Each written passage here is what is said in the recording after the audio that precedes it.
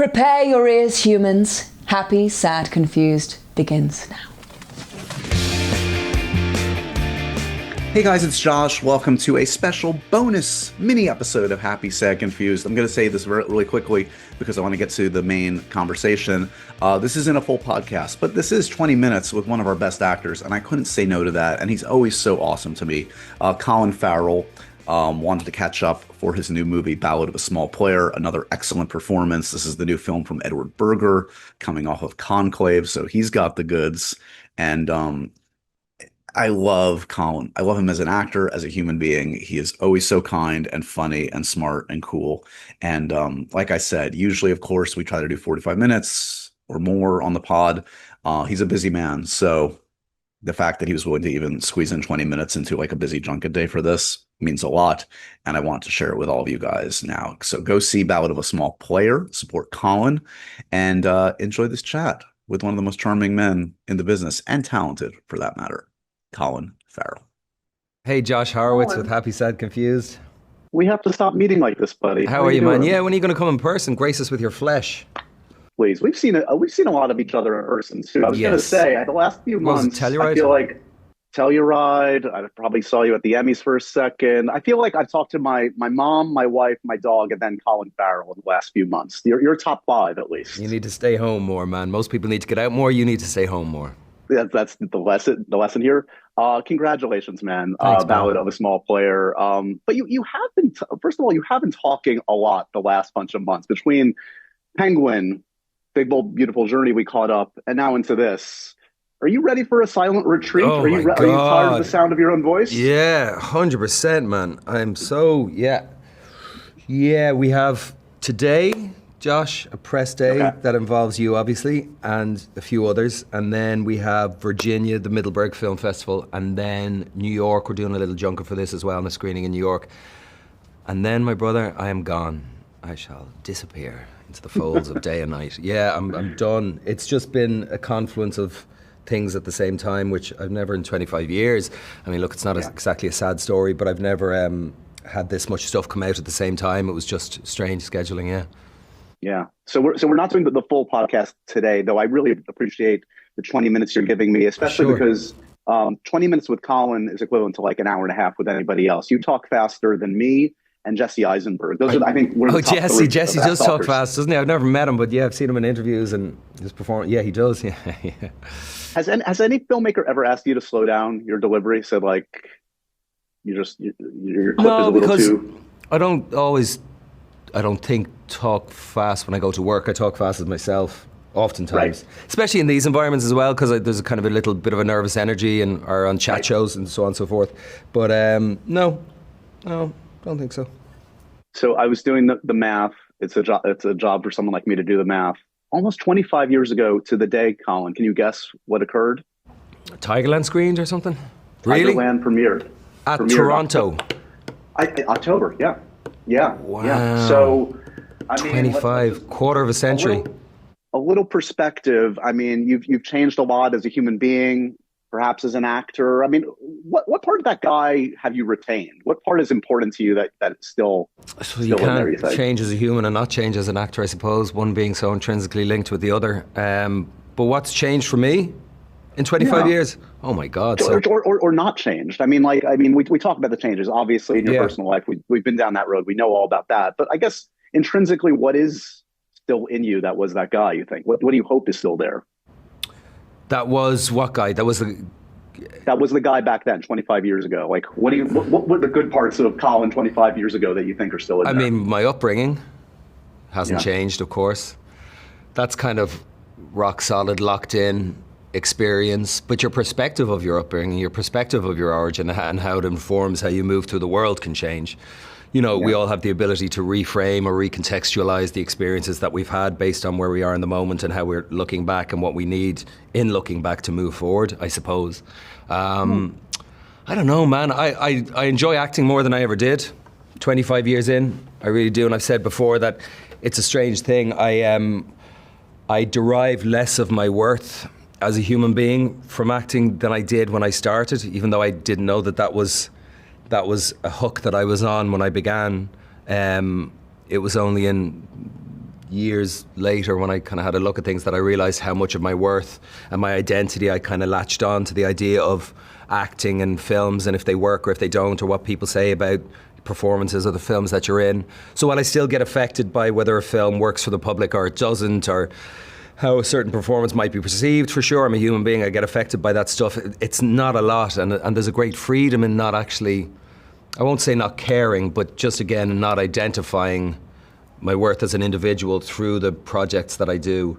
And that's freed me up to kind of enjoy them in a really interesting way that allows me to just, be freer and more playful in what I do and going to work, so it's actually more fun.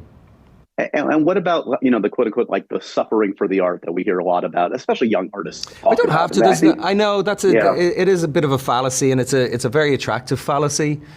And, I know even at the age of 49, if I come home from work and I've had a very physical day, if there was say there was a fight scene I was doing, I come home and I have a couple of knots and a couple of bruises and a couple of cuts, I feel like I've done a great day's work. Right. There's something about pain, discomfort, obviously fatigue that makes you feel like you've done something of worth, but it's not always the case. And the idea of suffering, I remember saying to Bertie Sweeney, who played my uncle in a TV show, Ballykissangel, 25 years ago, and I remember joking with him one day and saying to him, are you not suffering for your art or something? He was being, I don't know what he was, what was happening? He was giving out about something, and I said, would you not suffer for your art? And he said, no, I let art suffer for himself. And I just remember it was a glib thing he threw out, but I remember kind of breaking it down after that and thinking about the very nature of quote unquote suffering for your art.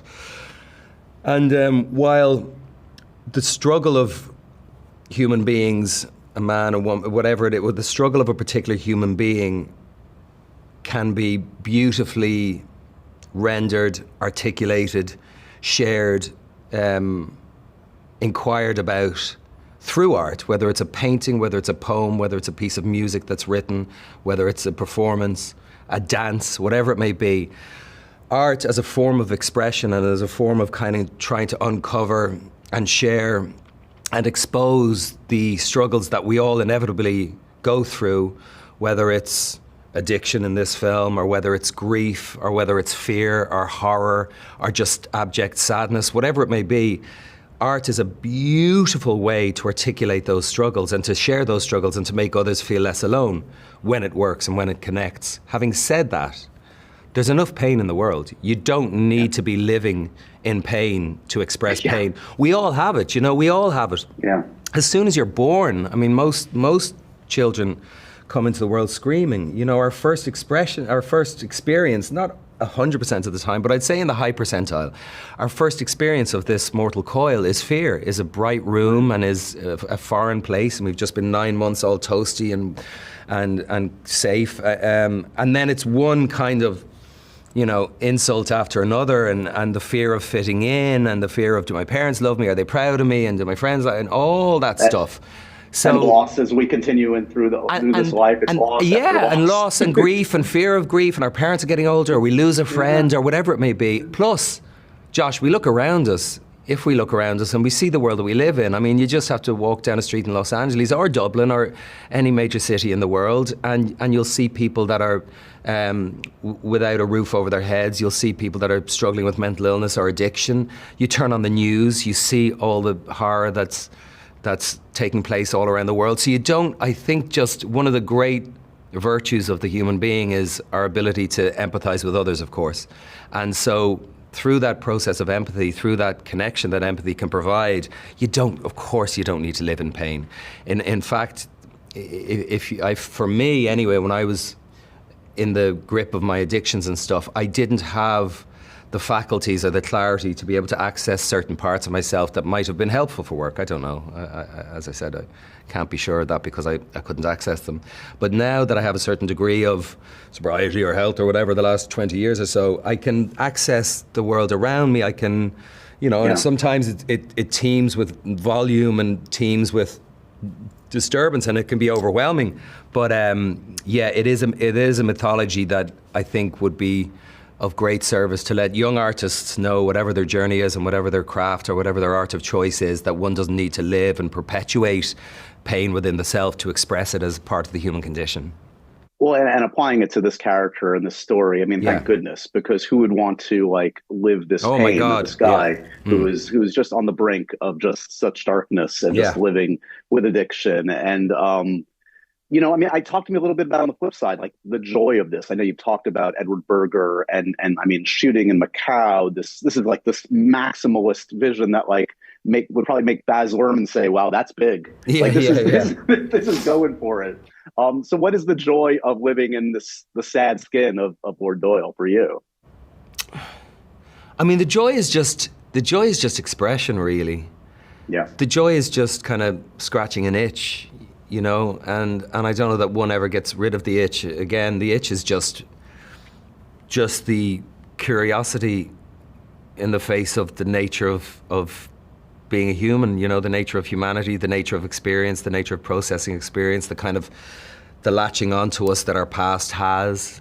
So it's always just that. For me, it's working with, you know, 200 or 300 crew members and a cast, in this case of kind of 4 or 5, but oftentimes bigger casts than that. And it's just the collective that comes together to bring a story to life. It's an incredibly seductive thing and an incredibly worthwhile experience to have. You know, I remember I got my youngest son Henry worked this past summer on Sugar, this TV show we were doing for another network we won't mention, and yeah, it was great. He came onto the crew. I didn't see him. I saw him a little bit in the distance. He had his walkie-talkie. He was gone for 8 hours a day, you know, doing a lock-up down on the edge of the road and putting out cones and then changing the batteries for the walkies for the rest of the crew and going to the office and printing up call sheets for the next day. And it was amazing.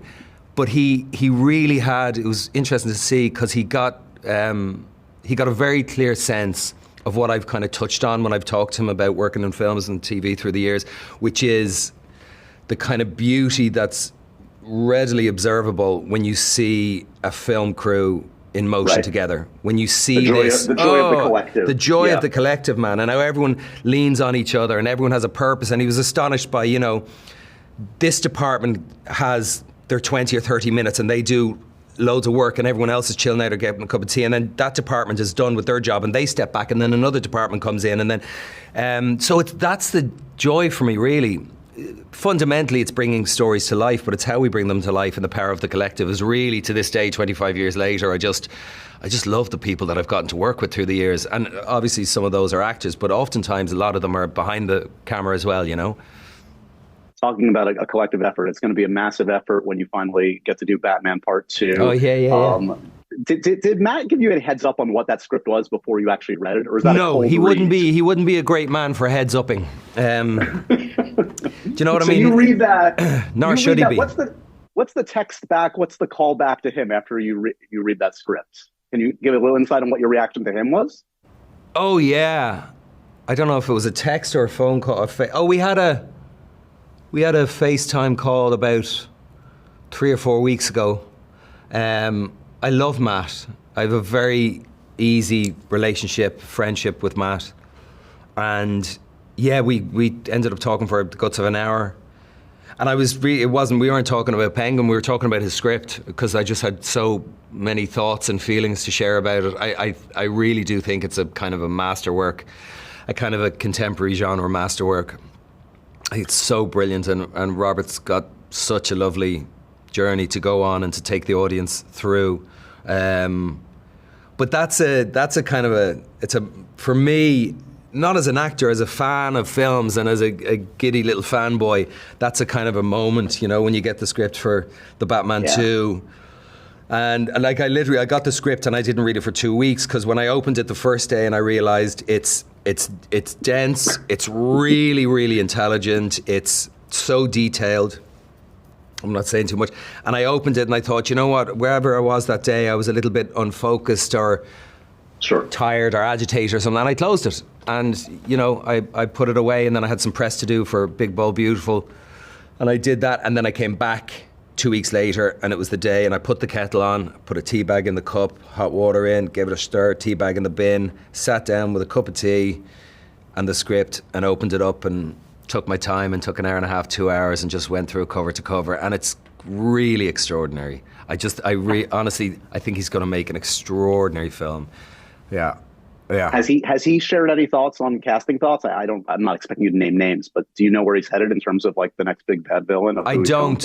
No, I don't. And I asked, and I don't think. I think he's still trying to figure out the puzzle, because he's extraordinarily meticulous, as most directors are in greater or lesser degrees, of course, but he really is. I mean, a lot's been made online about how long it took Matt to formulate and complete and hand in the script, and I say, as with a filmmaker like Matt, as long as it takes is as long as it takes. There is no, and he's by the way, he's always been that guy. Look at his track, and he always delivers. 100%. No, it's the last thing you want to rush. And he has a real appreciation for what this character and what this world means to people. Like, he really does. Because burden can be constrictive, but it can also, if you're Matt, kind of compel you to step up to the plate and accept the responsibility in a way. So I feel that he's aware of kind of somewhat burden, but mostly the responsibility of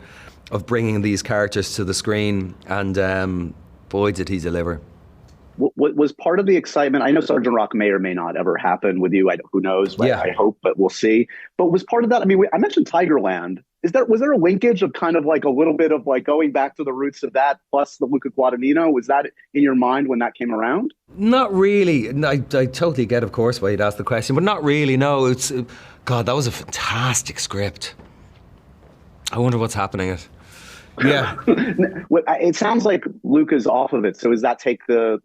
I know nothing about it, brother. I know. Okay. I was going to do it with Luca, and we spoke a couple of times. Had some really nice chats, but I've no idea where it is now. But it should be made. It's really, really good. Really, there's some wonderful stuff in it. You heard that we're giving another crack at Miami Vice. Did you hear about this? Joe Kosinski's I can't wait to see it. Yeah, and he's doing a period, huh? He's doing it set in the 80s. I think so. He's going full pastel. Full pastel. Blazer sleeves rolled up. There's no other way to do it. How bold are they going to be? Who knows? But Glenn Powell's been mentioned. Fantastic. Michael B. perhaps. And Michael B. Jordan. Fantastic. Maybe. Both of those boys would be a great team, I think. That'd be cool. I want you to get another crack at working with Michael Mann. I'll be honest. I know we've talked about Miami Vice before, and for a variety of reasons, it wasn't the best experience that you look back on with fondness. Yeah. I like the movie a lot. A lot of people do. It seems to have come around. It seems to have a very... people have told me that it has a really interesting second life. Is it hard for you to watch that one just because of where you were at? I haven't watched anything I've done apart from the somewhat obligatory, somewhat signed up for festival things, I usually watch, I usually sit in with the family for a premiere or a screening at some point, and then that's it. I'm usually one and done, and then I haven't seen Tigerland in 25 years. I haven't seen anything 6 months after I did it, I mean, coming full circle on this one, I mean, we've talked about this before, right from the start, the smartest thing you ever did, and this is what all the smart actors do, you collected great filmmakers as much as you could right from the beginning. And you continue to do that. Oh my God, when I look at some of the filmmakers, hi Tom, when I look at some of the filmmakers I've worked with, there's Danica's lovely animal Tom, having a sniff. When I think of some of the guys that I've Terrence Malick and Peter Weir, Peter Weir. Yeah. I mean, I don't get to talk about Peter enough. What a joy it was to be with Peter Weir on a film set. And to see how too many. My God, and to see the level of care and attention and the kind of depth of engagement as a director that he experienced when he was telling a story, and the mountains of research he did, because the story we were telling was linked to a very significant moment in history, of course. Yeah, I mean, I really have. Yeah, it's been some trip. The one that got away, is it Scorsese? You're a fan of a lot of his work. Every actor No, I don't feel like any. There's no. I don't feel like any that got away or anything like that. God, I love Scorsese's work. Oh, who doesn't? Oh my God, I feel like he's held me by the hand through decades of loving film. There's an amazing, by the way, 5-part new documentary about him. I highly recommend. Oh, there is? Now that that's about to premiere on that other Sugar Network. By the way, oh, you've and you've seen it, have you? All 5. I mean, for anybody like us. Is it amazing? It's amazing. I just bought the. Do you know there's a book? I don't know who it's by, but Stanley Kubrick and the Making of The Shining. And I'm in. I don't know about it. It's a 2-volume. It's a 2-volume book that just arrived in the post yesterday. Let me see, Martin Scorsese doc. Last thing for you. Do you remember the last time you auditioned? It's over now for you. The last time. It's called Watch. It's called Watch Mr. Scorsese, or no, just Mr. Scorsese. Mr. Scorsese. Yeah. Just telling me to watch it. The last time I auditioned was for, I think, Inside Llewellyn Davis. Llewellyn Davis. Oh. Yeah, and the part was gone, and I was told the part was gone. I said I'd just love to come in and read and meet the Coen brothers anyway. Why not? Yeah. Come on. Yeah. It's working out all right for you. It's good to see you, buddy. I really do appreciate all the time you always take for me. Of course, Josh. Congratulations. It's good to see you, man. I'll see you before too long. Enjoy the break. Thanks, pal. Will do. And so ends another edition of Happy, Sad, Confused. Remember to review, rate, and subscribe to this show on iTunes or wherever you get your podcasts. I'm a big podcast person. I'm Daisy Ridley, and I definitely wasn't pressured to do this by Josh.